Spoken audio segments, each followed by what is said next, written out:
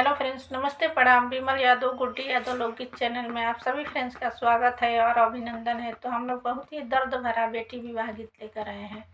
अगर अच्छा लगेगा तो लाइक शेयर सब्सक्राइब जरूर कीजिएगा और कमेंट बॉक्स में ज़रूर बताइएगा कि ये गाना आप लोगों को कैसा लगा। तो चलिए सुनाते हैं।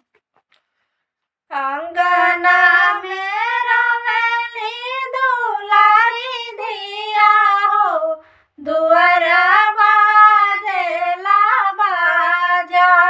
अंगना में रवेली दुलारी धिया हो, दुआरा बाजेला बाजा।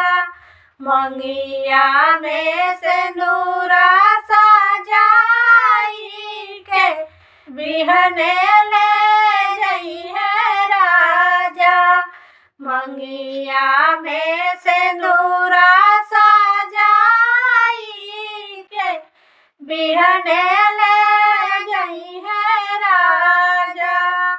अंगना में रोवेली अपनाया माहो, दुआरा रोवेले पापा।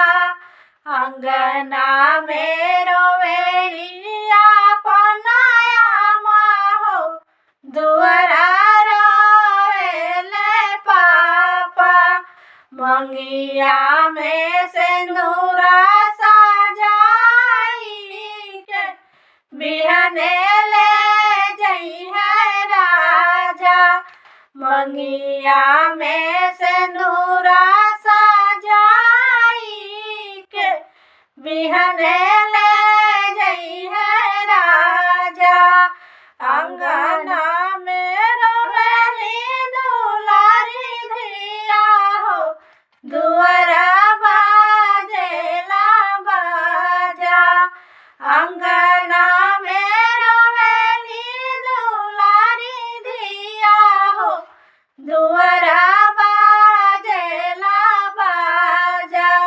मंगिया में सिंदूरा सजाई के बिहने ले जई है राजा। मंगिया में सिंदूरा सजाई के बिहने ले जई है राजा।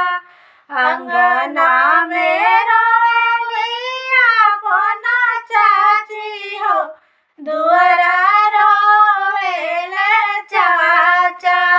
अंगना में रोवेली अपना चाची हो, दुआरा रोवेले चाचा।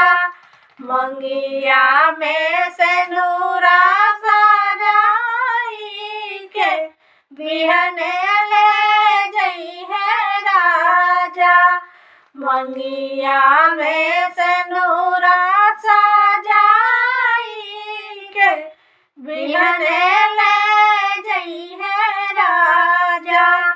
अंगना में रोवेली दुलारी धिया हो, दुआरा बाजेला बाजा।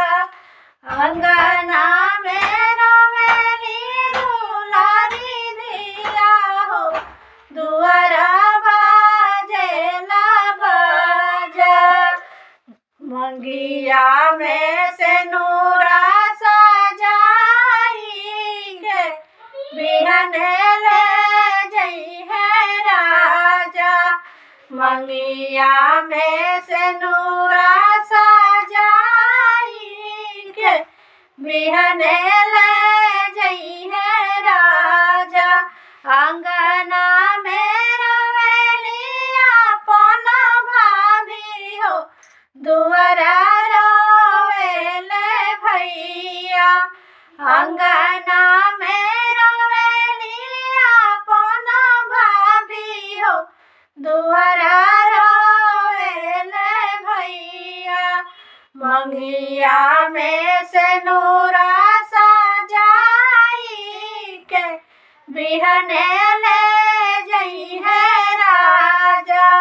मंगिया में सिंदूरा सजाई के बिहने ले